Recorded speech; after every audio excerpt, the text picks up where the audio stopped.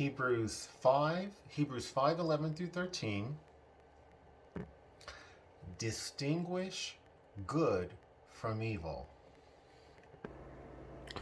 About this, we have much to say, and it is hard to explain since you have become dull of hearing.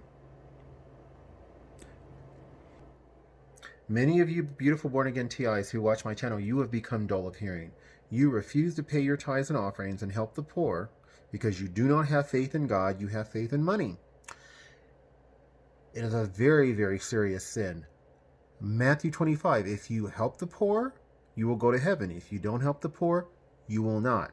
Yet most of you TIs, you refuse to pay your tithes and offerings, which is why I have to keep beating like a dead horse. Okay, dull of hearing.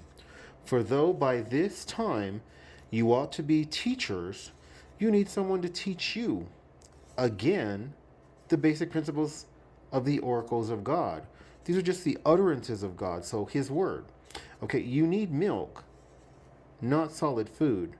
For everyone who lives on milk is unskilled in the word of righteousness, since he is a child. But solid food is for the mature, for those who have their powers of discernment trained by constant practice to distinguish good from evil. So that really is the main reason why I'm talking about this verse. Now, I think I said 12 through 13. I should have said 12 through 14, or 5:11 through 14, but it requires practice. It requires work in order for us to get to know God, in order for us to discern His Word. That is why so many TIs and people who are suffering, they turn away from God.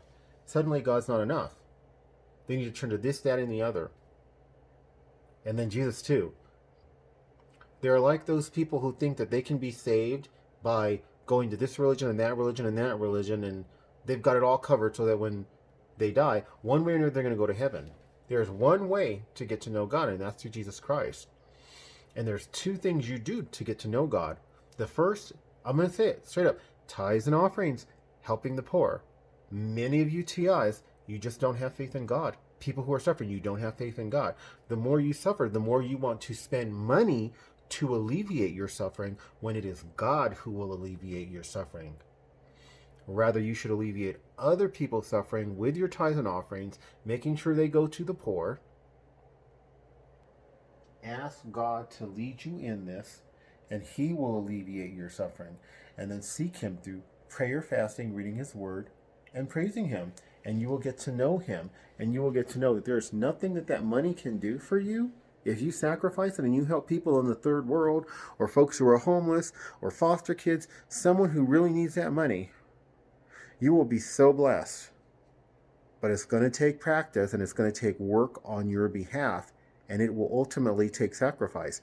It will be worth it. It will be worth it. But you need to do it regularly. You need to be honest. Don't give generously once and then tell everybody how generous you are. Every time you get money or resources, you are to pay tithes and offerings. Help the poor. Like, subscribe, share, comment, any combination thereof, and God bless.